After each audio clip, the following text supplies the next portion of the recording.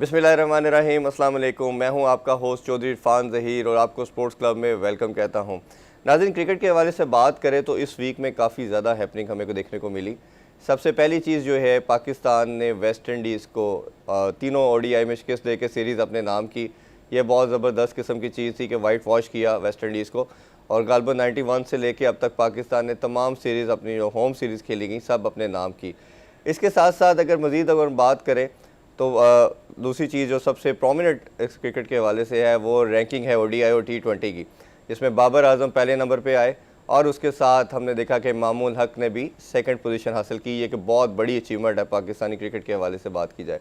इसी तरह टी20 की रैंकिंग के हवाले से भी बात करें अगर हम, तो टी20 रैंकिंग में भी बाबर आजम पहले नंबर पर बारजुमान हैं और मोहम्मद रिजवान जो उनके ओपनिंग पेयर हैं वो दूसरे नंबर पर हैं। तो ये बड़ी खुशाइन चीज़ है। इसके साथ साथ ऑस्ट्रेलिया और श्रीलंका की सीरीज़ भी चल रही है। उसकी बात की जाए तो ऑस्ट्रेलिया ने टी20 सीरीज़ अपने नाम की, अभी ओडीआई सीरीज़ चल रही है, एक से बराबर है।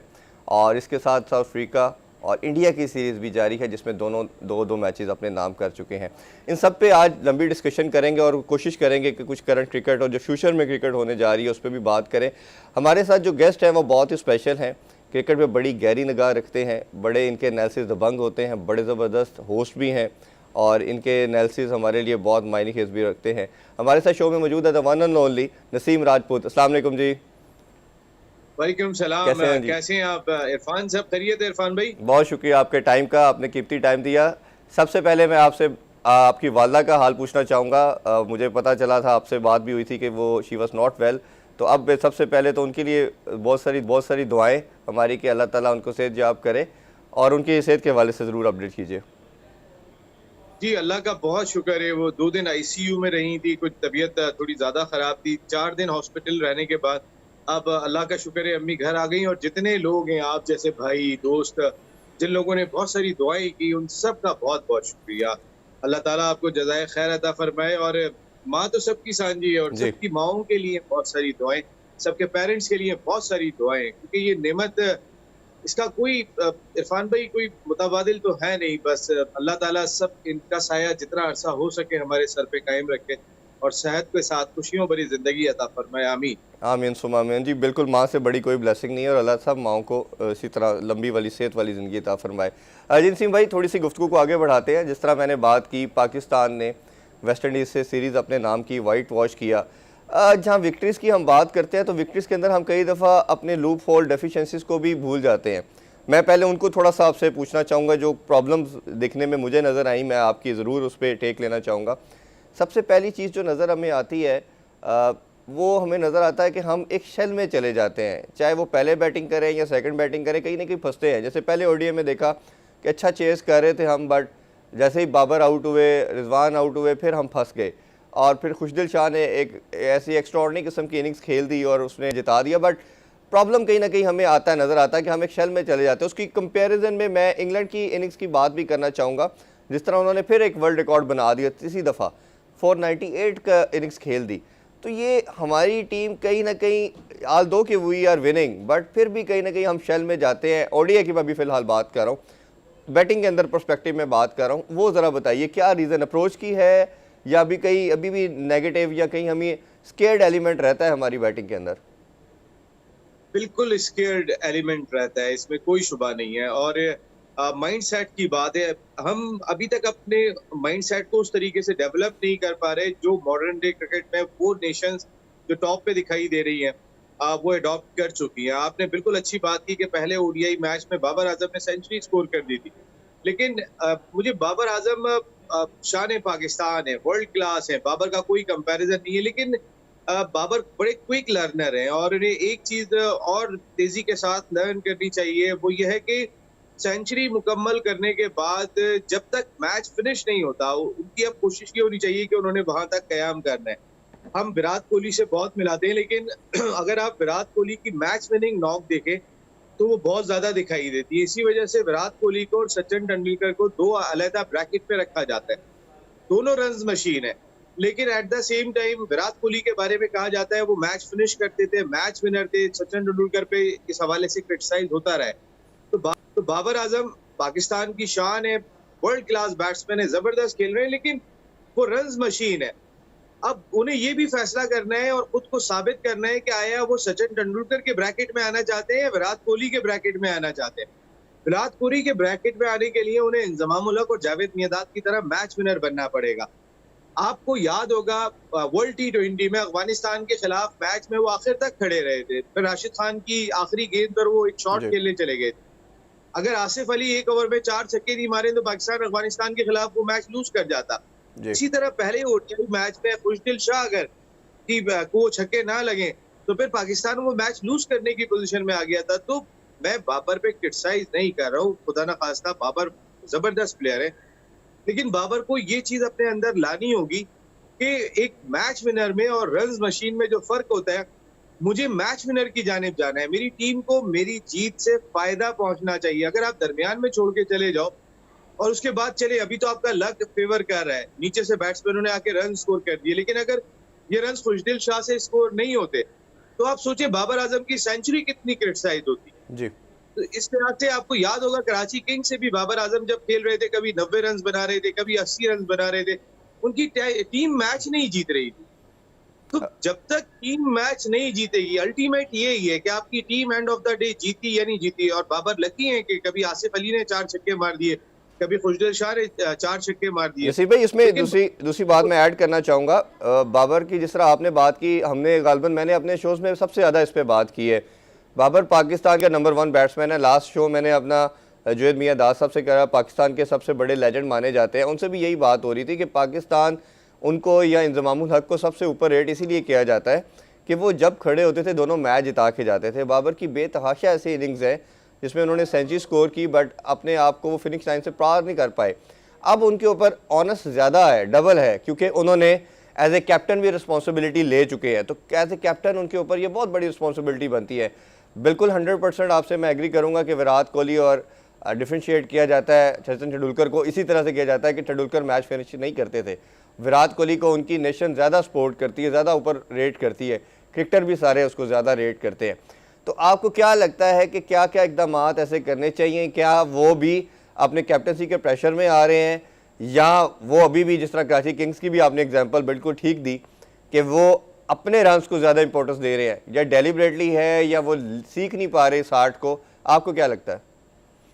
देखिए, 100 करने के बाद बाबर आजम रिलैक्स कर जाते हैं, या बाबर आजम का कोई फिटनेस का क्राइटेरिया दीगर बैट्समैनों से मैच नहीं करता जो 160, 170, 180 रन की इनिंग खेलते हैं।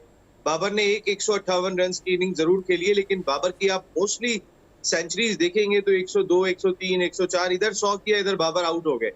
तो बाबर को इस जानिब फोकस करना चाहिए, और इसलिए भी इरफान भाई जरूर फोकस करना चाहिए। पाकिस्तान की मिडिल ऑर्डर बैटिंग इस वक्त सबसे बड़ा मसला है जी। आप जो सबसे कमजोर पहलू दिखाई दे रहा है इस टीम में, वो हमारी मिडिल ऑर्डर बैटिंग है। आप अगर नीचे से हमारी बैटिंग देखते हैं तो फिर हमें समझ में नहीं आता 5 और 6 पे किसको खिलाना है। हम पता नहीं कितने बैट्समैन ट्राई कर चुके हैं। अगर हम देखें ना, इस तरह के डिसीजन करने चले जाते हैं हम कि हारिस को लाके हमने 4 नंबर पे और 5 नंबर पे बैटिंग करा दी। अरे भाई, हारिस ने 2 नॉक T20 PSL में खेली है, ये 50 ओवर की क्रिकेट है। आप ऐसे कैसे जो है वो एक प्लेयर को यहाँ लाके खिला सकते हैं? बिल्कुल एग्जाम्पल देखिए, रमीज राजा साहब, चेयरमैन पाकिस्तान क्रिकेट बोर्ड, उनके फैसले क्या हैं क्या नहीं है, मैं उससे हटके बात करूं तो इससे में तो कोई शुबा नहीं है, उन्होंने क्रिकेट खेली है, टॉप क्लास क्रिकेट के लिए क्रिकेट समझते हैं। उन्होंने एक पैगाम दिया हारिस रऊफ के हवाले से कि हारिस रऊफ अगर अपनी लाइन और लेंथ को मेंटेन नहीं करते तो फिर वसीम साहब जो चेयरमैन सिलेक्शन कमेटी है, आप इनका नाम कंसिडर ना करें जब तक ये अपनी और लाइन और लेंथ को ओडीआई क्रिकेट में बेहतर नहीं बना लेते हैं। तो रमीज राजा को ये बात दिखाई देनी चाहिए about Babar Azam. At the same time selection criteria है क्या इस मुल्क में? आप 4 और 5 नंबर देखें, फिर एक मरतबा फिर पिछले 3 साल से आपको याद होगा जब कोई आईसीसी का मेगा इवेंट आता है, हम सब ट्राई कर चुके होते हैं, फिर जा रहे होते हैं, आ जाओ भाई शुएब मलिक, आ जाओ भाई हफीज। अब तो हफीज रिटायर हो गए, लेकिन एंड ऑफ द डे हमें दोबारा उन्हें लाना पड़ता था। और मुझे फिर ऐसा ही लगता है कि जिस तरीके से हम सारे तजुर्बात कर रहे हैं और कोई भी उन तजुर्बात में पूरा नहीं उतरा, लेकिन अगर हम हारिस जैसे तजुर्बात करेंगे, देखिए ना, मेरा सवाल तो ये कि हारिस को पकने से पहले किसने तोड़ा? आप पकने तो दें खिलाड़ी को। आप हैदर अली, आपको याद होगा हैदर अली, मुझे अंडर 19 वर्ल्ड कप में हैदर अली की बैटिंग याद है। वो बड़ा कॉम्पैक्ट बैट्समैन था, नीचे नीचे बैटिंग करता था, बड़े रन स्कोर करता था। इधर अंडर 19 वर्ल्ड कप खत्म हुआ, हैदर अली को हम डायरेक्ट पीएसएल में लिया है। उसके बाद हैदर अली ना आधा तीतर आधा बटेर, वो पैगाम बन गया। वो रुकना चाहता है तो रुक नहीं पाता, मारना चाहता है तो उससे अब वो शॉट नहीं लग रहे। जी, नसीम राजपूत से बड़ी इंटरेस्टिंग गुफ्तगू जारी है, but time for short commercial break. Stay with अस।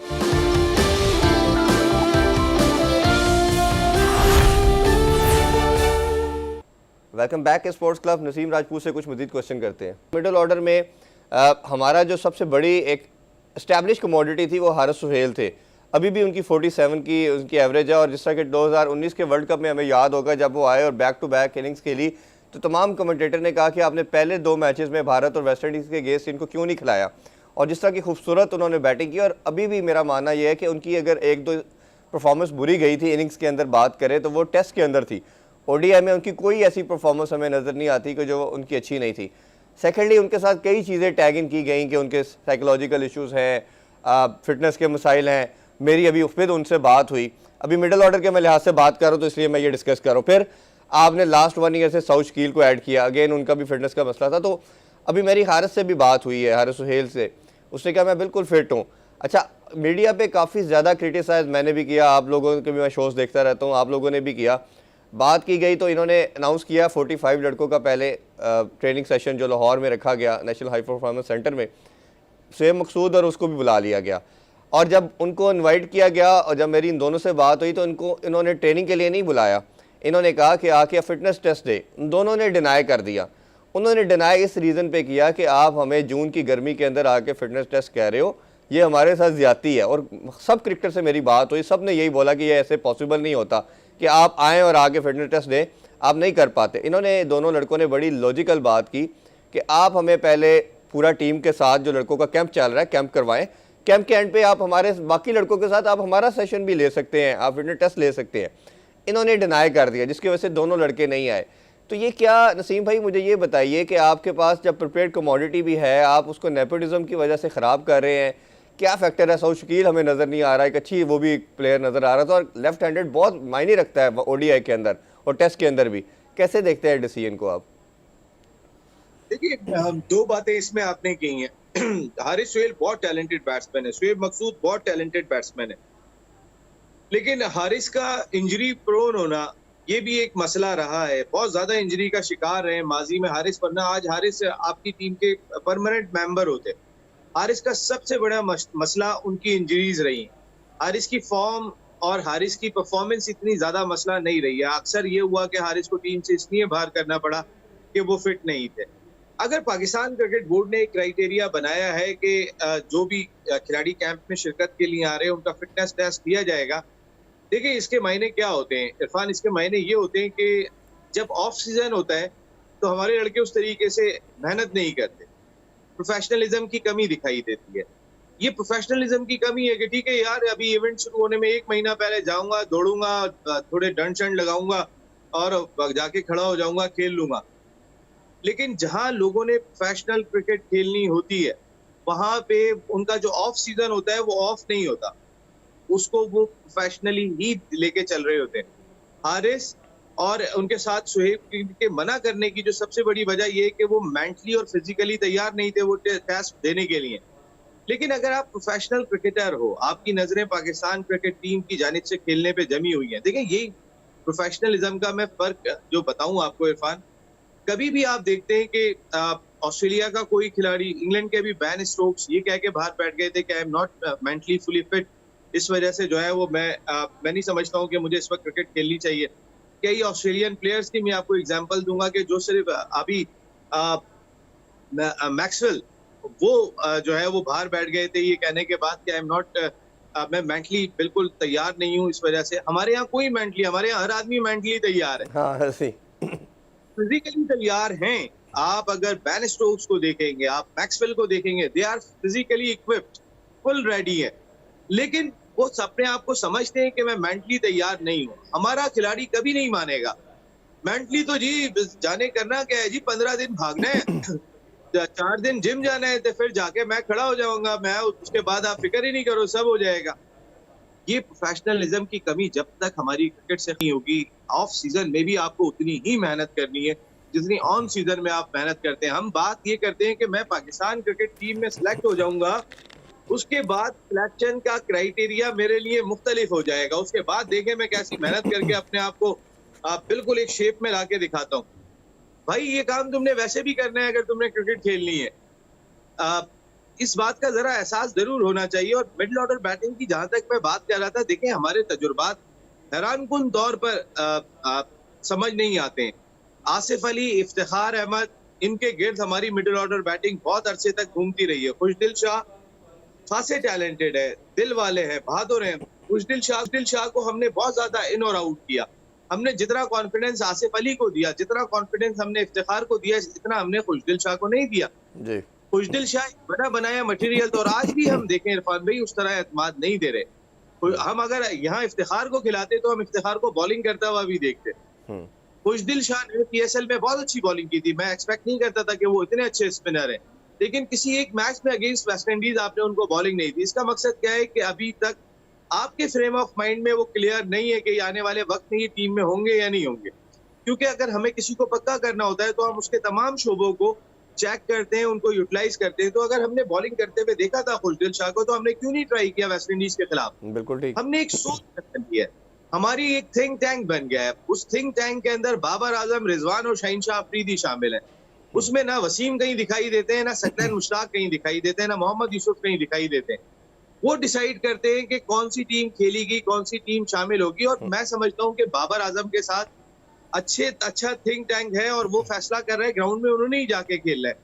अच्छा, मैं नसीम भाई उसमें जी एक चीज़ ऐड चाहूँगा। अभी जिस तरह हारिस की हमने बात की, अच्छा उस बच्चे को, एक तो मेरा भी सेम आपसे एग्री करूँगा कि उसको ओडीआई का थोड़ा एक्सपोजर देते फिर टीम में डालना चाहिए था। जब आपने उसको कैप दे दी, पाकिस्तान का जी की तरफ से उसको झंडा सीने पे सजा लिया उसने ओडीआई में, तो आपको उस बच्चे को कॉन्फिडेंस देना चाहिए था। आप ये देखें कि पहले मैच में उसको कीपिंग नहीं कराई गई, ठीक है, सेकंड में थोड़ी करवाई गई, फिर उसको जब पहले मैच में पोजीशन थी जिसपे वो हार्ड हिटिंग करता है, आपने उसकी जगह पे पहले शादाब को भी भेजा, फिर आपने हमने देखा कि 2 रिजवान उससे भी पहले आ गए, तो और फिर उसके बाद हमने देखा कि नवाज़ आ गए, तो उसको नहीं दिया गया चांस। तब मैंने एक शो किया अपना, मैंने उसमें बात की कि आपने उस बच्चे का कॉन्फिडेंस बिल्कुल शैटर्ड कर दिया है, कीपिंग भी ना करवा के पहले मैच में कि तुम सेकंड कीपर हो, तुम रिजवान के बराबर नहीं हो, और बैटिंग के अंदर भी आपने उसको 8वें नंबर पे भेज के तमाम अपने जितने भी आपके बैट्समैन थे या ऑलराउंडर थे उनको उससे पहले भेजा गया।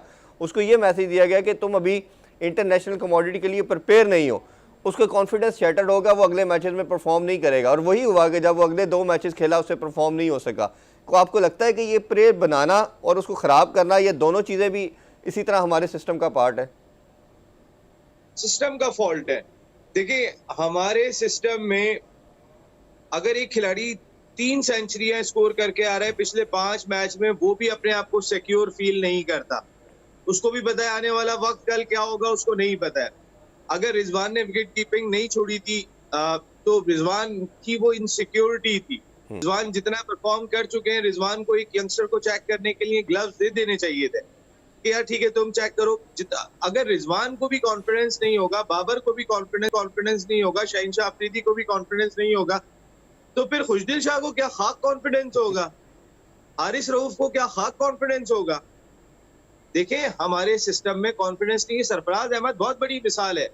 इरफान आपके सामने दुनिया का कोई मुल्क 11 सीरीज ऑन अ ट्रॉच, और आपके अगर पॉइंट्स टेबल देखें T20 के, तो फिर जितना बड़ा मार्जिन से उन्होंने नंबर 1 रखा हुआ था, कोई मुल्क उनको एज ए लीडर चेंज नहीं करता। मैं एज ए लीडर बात कर रहा हूँ, उनको कभी चेंज नहीं करता। लेकिन उनको भी नहीं पता था कि सुबह सो के उठेंगे तो क्या हो जाएगा। इसी वजह से हर चीज रिजवान ने भी देखी हुई है कि सरफराज के साथ क्या हुआ है, बाबर आजम भी देख चुके हैं सरफराज के साथ क्या हुआ है। तो ये अपने बंच में रहना चाहते हैं, ये बाहर से किसी प्लेयर को लाना नहीं चाहते हैं, ताकि इनका अपना एक टोला बरकरार रहे और वो जो इनकी इनसिक्योरिटी है वो दूसरे अंदाज से कहीं ना कहीं रिलैक्स रहे। इनके ऊपर जो है वो उसका बोझ ना है उस इनसिक्योरिटी का, कि वो अपने उस बंच के दरमियान में रहना पसंद करते। जैसे इफ्तिखार की मैंने बात की, आसिफ अली की मैंने बात की, खुशदिल शाह वो प्लेयर है, वो यहाँ से तगड़ा है, वो अपने खेल पे बहुत फोकस है। खुशदिल शाह को ये नहीं लाना चाहेंगे, कभी भी सिस्टम का हिस्सा उस तरीके से नहीं बनाना चाहेंगे, क्योंकि खुशदिल शाह में पेस हासिल करने की कैपेबिलिटी पूरी मौजूद है। और जिस प्लेयर में ये महसूस कर जाते हैं कि इसके अंदर कैपेबिलिटी मौजूद है, उसको ट्राई नहीं करते। जी। आप देखें आसिफ अली, इफ्तिखार, इन्हीं के गिर्द घूमती रही है, इनके अलावा तो किसी के गिर्द नहीं घूमी ना। ये क्रिकेट टोटली अगर इरफान भाई आप देखेंगे तो इन्हीं के गिर्द घूमती रही है। ऐसे ही है। आप उठा के देखें, आपने मिडिल ऑर्डर बैटिंग और एंड ऑफ द डे आप फिर शुएब मलिक को लेके आ रहे होंगे, फिर एक वर्ल्ड कप खिला के उनको कहेंगे ओके टाटा बाय बाय, अब तुमसे मुलाकात होगी अगले वर्ल्ड कप में। वो शुएब पूरे साल अपने आप को फिट रखते हैं। शुएब से ज्यादा फिजिकली फिट कौन है? फील्डर कौन उससे बेहतर है? बॉलिंग वो करके दे देते हैं। लेकिन अगर वो यूटिलाइज करने के काबिल हैं, आपका हर वर्ल्ड कप के बाद आपका एक प्रोग्राम शुरू हो जाता है, जी अब जो है वो हम रीबिल्ड प्रोसेस में दाखिल हो गए। अबे भाई, वो आपका रीबिल्ड प्रोसेस अगले वर्ल्ड कप में खत्म होता है तो फिर उसको बिल्ड करने के लिए उन्हीं लोगों को लाना पड़ता है कि जिनको बाहर किया था रीबिल्ड प्रोसेस के लिए। हाँ। फिर दोबारा से वो प्रोसेस आपका बिल्ड होता है। तो ये कौन सा रीबिल्ड प्रोसेस? असल में हमें अपने सिस्टम को देखना पड़ेगा। आप अगर अपने सिस्टम को नहीं देखेंगे, शान मसूद, आप अगर बाबर आजम जो है वो ओपनर खेल सकते हैं, रिजवान ओपनर खेल सकते हैं, फखर जमान 3 नंबर पे बैटिंग कर सकते हैं T20 क्रिकेट में, जो जेन्युइन ओपनिंग बैट्समैन है, तो फिर शान मसूद 4 या 5 नंबर पे क्यों बैटिंग नहीं कर सकते? आप मेरा बेसिकली सवाल नसीम भाई, आप होस्ट हैं, आप मेरे मुंह का क्वेश्चन आप छीन लेते हैं। जो मैं चाहता हूँ आप भी वही क्वेश्चन ले लेते हैं। Time for short commercial break, stay with अस।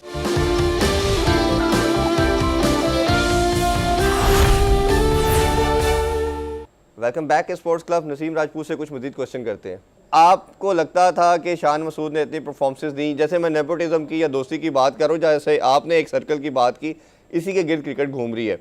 अब शान मसूद की इतनी ज़्यादा परफॉर्मेंस अभी काउंटी में भी हमने देखा, उसने जिस तरह स्ट्राइक रेट एनहेंस किया, और आपने बिल्कुल ठीक इस तरफ पॉइंट आउट किया कि उसको ट्राई किया जा सकता है, क्योंकि पूरे पाकिस्तान में आपके पास कोई मिडल ऑर्डर नहीं था कि आपने 2 कीपर खिला दिए। आपने दुनिया को मैसेज क्या दिया, पाकिस्तानी क्रिकेट को क्या मैसेज दिया कि कोई आपके पास ऑलराउंडर नहीं है, मतलब मिडल ऑर्डर नहीं है, और आपने 2 कीपर खिला दिए। और शान मसूद को टेस्ट में सबका मानना था कि आपकी टेस्ट में जब आपने मामूल हक को चांस दिया, आपको पता था फ्लैट विकेट्स हैं, अगर शान मसूद को चांस मिल गया, हो सकता है डबल सेंचुरी कर जाए, तो आपके दोस्त की जगह नहीं बनेगी। अब इसी के साथ एक तो शान मसूद का बताइएगा, मेरा दूसरा क्वेश्चन इसी के साथ ले लीजिएगा, वो ये है कि हमारी रैंकिंग में बहुत बड़ी बात है, इसको हम क्रेडिट जहाँ देना चाहिए बिल्कुल देते हैं, बाबर को भी देना चाहिए, इमाम को भी और रिजवान को भी, जिस तरह इन्होंने तमाम बैट्समैनों को पीछे छोड़ के अपनी ये पोजीशन ली। लेकिन आईसीसी का क्राइटेरिया मैं देख रहा हूँ, आईसीसी जो आपको रेटिंग पॉइंट्स देती है बैट्समैन को, वो आपके रन्स की बेस के ऊपर देखती है, वो इस पे नहीं देती कि आपने मैच विनिंग्स कितनी इंपॉर्टेंट इनिंग्स खेली।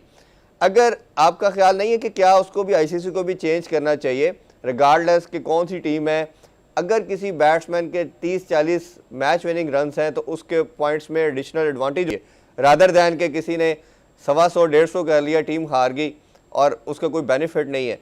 तो आईसीसी के इधर आपको लगता है इधर फॉल्ट भी है, ताकि इसको स्क्रूटनाइज करके अच्छे तरीके से रेटिंग पॉइंट्स लेके आया जा सके? देखिए, आईसीसी एक ऐसा इदारा है कि जिसके अम्ब्रेला में कई ममालिक खेलते हैं, और अगर आईसीसी को फिर इस सिलसिले में काम बहुत बढ़ जाएगा, उन्हें बाकायदा अपना एक थिंक टैंक रखना पड़ेगा, कुछ प्लेयर्स की टीम रखनी पड़ेगी कि वो सारे मैचेस देखेगी और देखने के बाद वो ये डिसाइड करेगी कि किस बैट्समैन ने किस सर्कमस्टांसेस में रन स्कोर किए थे और उन रन्स का उसकी टीम को फायदा क्या हुआ था।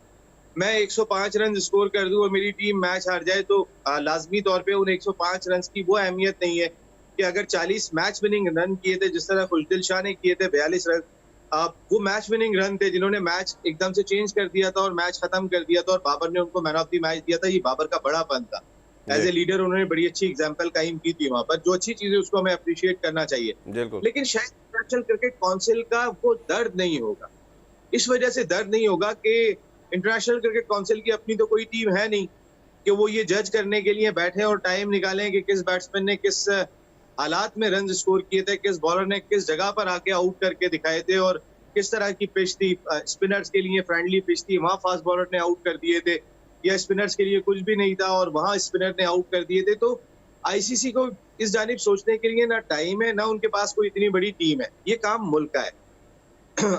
हर मुल्क अपने खिलाड़ियों को जरूर मॉनिटर कर रहा होता है कि हाँ, खुशदिल शाह ने जो 42 रन किए थे इस जगह पर किए थे, रिजवान के वो जो 70 रन थे वो बहुत इंपॉर्टेंट थे, वहां पे टीम जीतने में कामयाब हुई थी। शाहिनशाह अफरीदी का अगेंस्ट इंडिया जो पहला स्पेल था वो बहुत डिफरेंट था, और वो आज भी जो है वो जबरदस्त किस्म का स्पेल करार दिया जा सकता है, ये अपना मुल्क ही कर सकता है।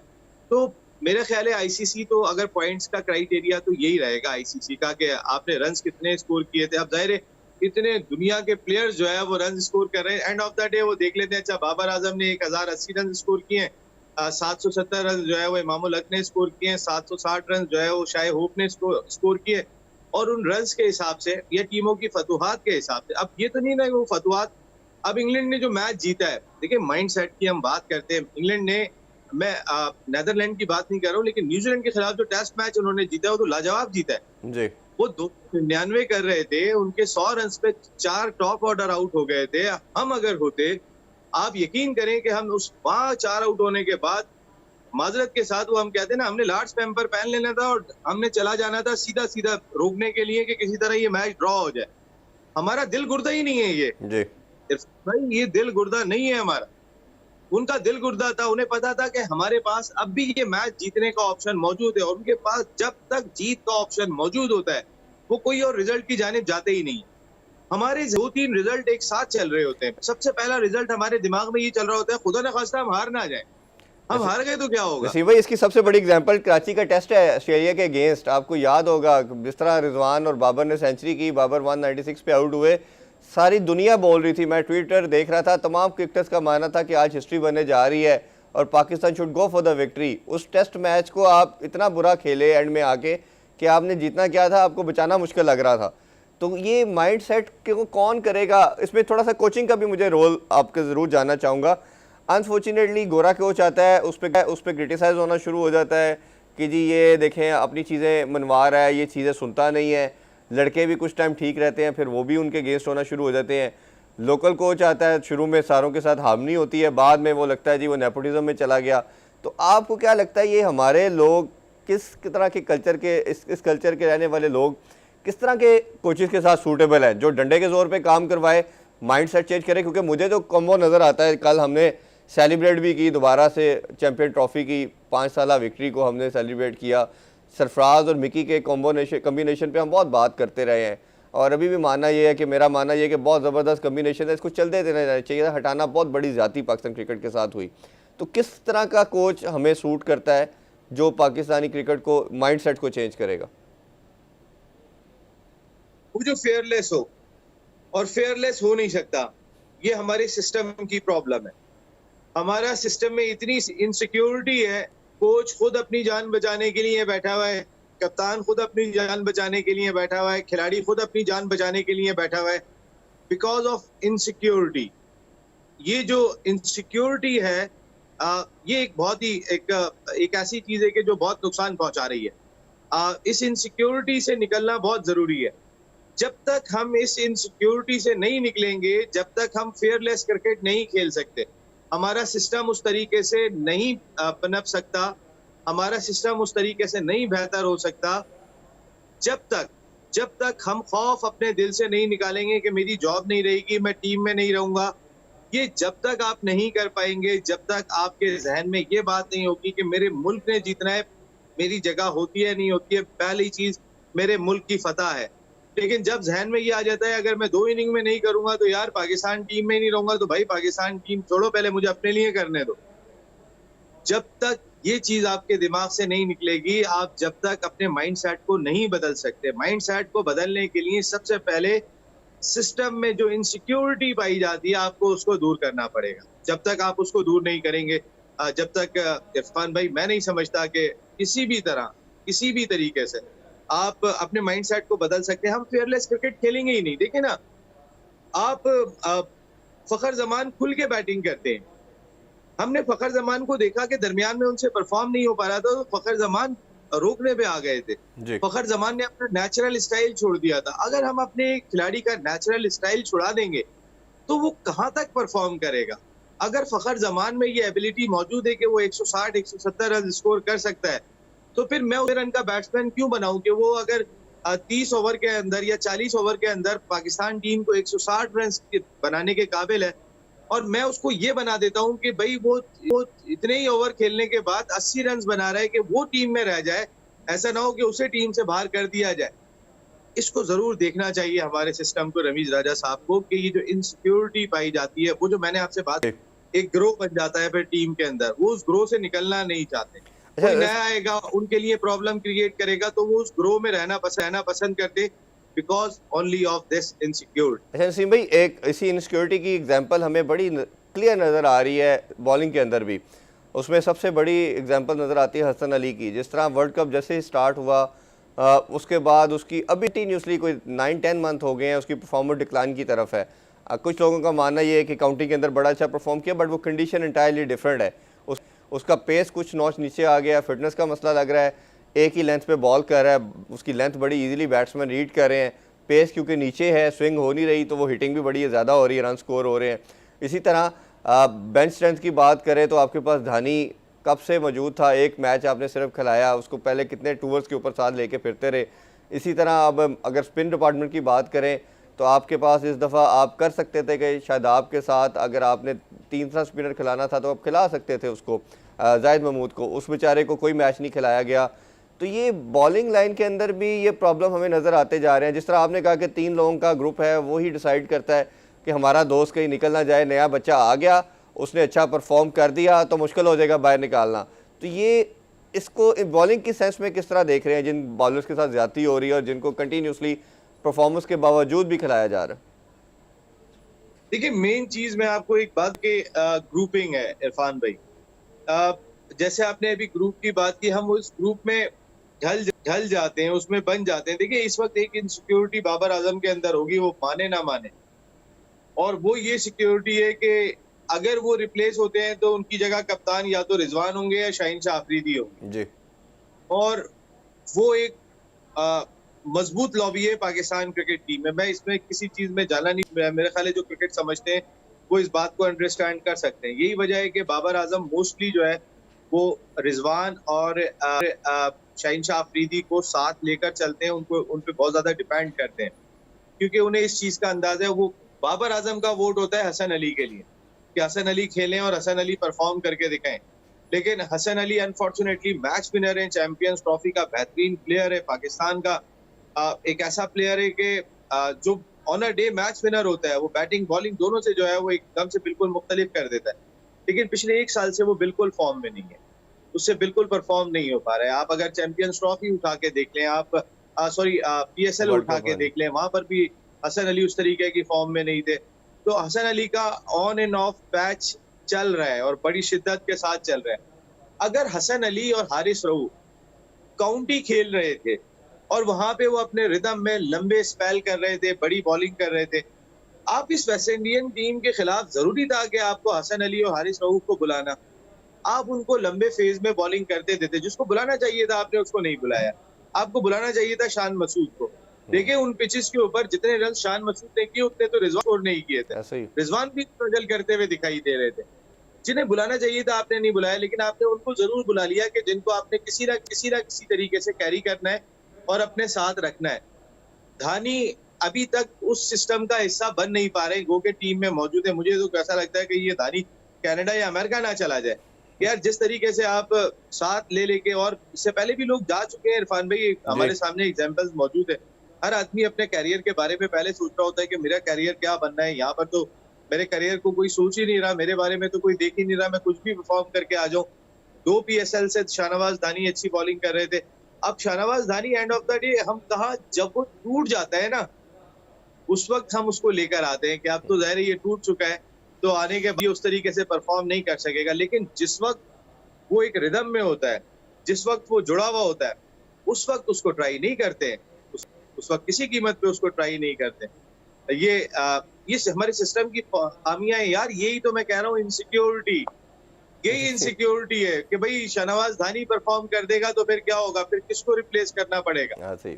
और ये मसला अनफॉर्चुनेटली ये बड़ा क्रिकेट के साथ कि हम इनसिक्योर भी रहते हैं और ये भी डरते हैं कि अगर कोई आ गया तो हमारी जगह कहाँ जाएगी। और मेरा ख्याल है, मानना ये भी मेरा है कि आपको फॉर्म को यूटिलाइज़ करना चाहिए किसी की भी। आज अगर किसी की फॉर्म लगी हुई है उसको यूज़ करे, चाहे बैट्समैन है या बॉलर है, कल को वो फॉर्म नहीं रहेगी तो फिर वो यूज़लेस है।